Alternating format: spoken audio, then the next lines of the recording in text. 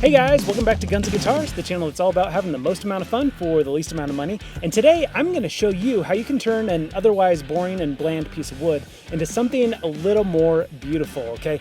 Oftentimes when we're doing woodworking projects, or if you're ever building one of these guitar kits, you're not always dealt the nicest pieces of wood. Ooh, bug.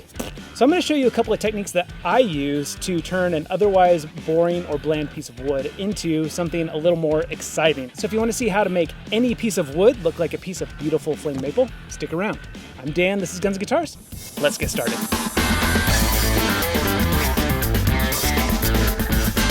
The first technique you've actually seen me do on my channel before. I'm just going to explain it in further detail here. But the other technique that I'm going to show you is one that I developed yesterday, and I'm super excited. I want to share it with you. For the first part of this video, I'm actually going to take you back a year and a half ago to when I actually filmed this in my old workshop as part of a collaboration with another YouTuber, Lucas Fowler, who in fact never did his half of the collaboration, which is why you haven't seen it yet. So Lucas Fowler, more like Lucas Failure. I'm just kidding. I love Lucas, and hopefully him and I can get a collaboration going in the future. But I did want to cut and post this video for you guys to see because it's really useful information. So that's the reason why you see me in my old workshop as opposed to my new mobile RV workshop. And if you're interested in finding out why my family now lives and travels in an RV full time, you can check out that information on my family vlogging channel. Now let's go ahead and rewind back to a year and a half ago. All right. So what we have here is the GK019 kit that you can get from Bargain Musician. Now, if you don't recall, I did review this exact kit right here, and I absolutely loved it. So check out my review of that up in the upper corner there. And of course, if you've been following my builds, mine's starting to look a little bit different. But if you were to order one today from Bargain Musician, this is what you would get. So we have a solid mahogany body, and this wood pattern is just absolutely gorgeous. I don't know if they're all this good looking.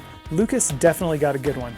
And they also come with a mahogany neck as well. But if you're interested in building a Firebird, I highly recommend the Bargain Musician kit. Now, Lucas really wanted me to add some of that faux tiger striping to the back of the neck, similar to what I did on that Stratocaster I built for Maxwell. If you didn't catch that video, check it out as well. The only problem with that is that maple does have naturally occurring flaming in it, so it looks very realistic. This is mahogany, which does not have natural flaming in it. And I've never done this trick on a mahogany neck. And we all know the best time to try out something new is when it's not your guitar. So let's go ahead and give it a shot. The first thing I'm going to do is I'm gonna sand this a little bit. I just hate sanding, so let's just do an angry sanding montage.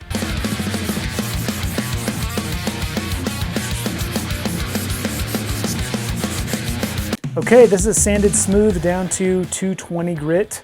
And now I'm gonna take some of this mechanics wire, and I get this stuff from Harbor Freight, and I really feel like there is no better wire for the job than this stuff right here. And I'm just gonna completely wrap the entire neck with it.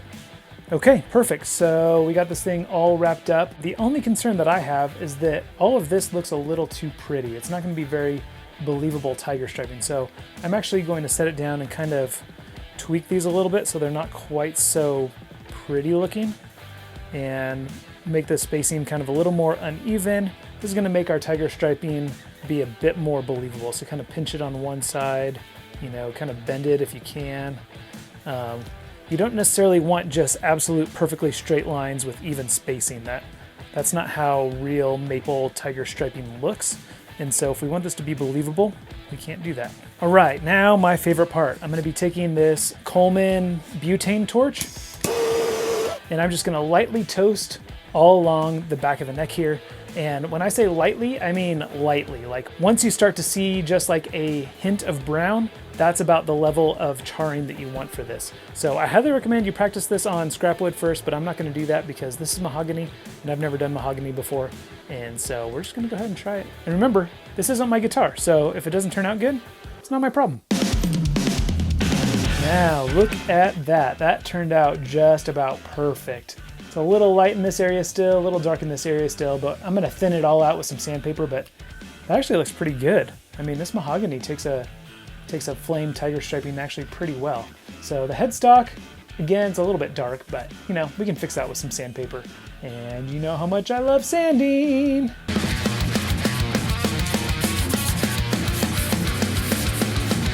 Now we're looking nice and even, kind of all the way across. Now it does stink that I wasn't able to finish that collaboration with Lucas, but I'm pretty smart and I sort of planned for these things ahead of time, so I sort of got them back in advance. Now, as I mentioned earlier in the video, this other technique I developed yesterday, just as an accident. I've been working on this Schecter PT Fastback that I am refinishing, and I came across this technique and I was blown away at how good it looks and how easy it is to do. And unlike the other method, it doesn't require any special tools like mechanics wire or a propane torch. In fact, all you need is your stain or your dye that you're going to be using and a little paintbrush. To get started with this, you definitely want to sand your surface super smooth down to a fine grit sandpaper. Definitely at least 220 grit, if not 320 grit. Okay, and the reason is we want our first layer of stain to not soak in very much. We just want a really light color. And then we're gonna pile more stain on top of that. So what you're seeing right here is just one light coat of Minwax Pickled Oak. And once that's all dry, I'm gonna go ahead and put on a second coat really thick.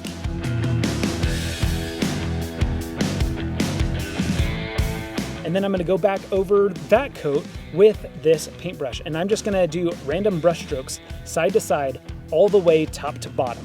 Now, one thing that I would actually do differently if I had to do this step over again is that I would try to do more lines closer together, because I think that would make this even more believable as flame maple. But even still, with the spacing that I did, I'm actually pretty happy with the results. And once that second coat has had a chance to dry and cure overnight, just lightly buff it with a dry cotton rag of some kind, and that'll just help bring the body back to a nice smooth finish before we apply our top coat.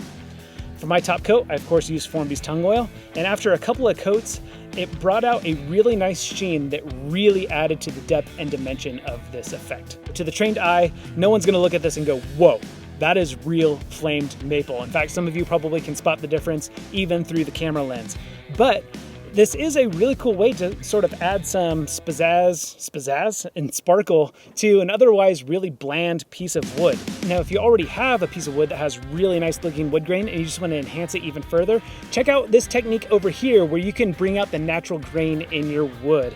And if you like these wood grain hacks, definitely subscribe because I got more coming. Oh, and take a real quick second to check out Lucas's channel. Even though he didn't finish our collab, he does actually have a really good channel. And drop him a comment that I say hi and that he needs to stop sucking at life. All right, I'm Dan, this is Guns and Guitars, and I'll see you in that next video.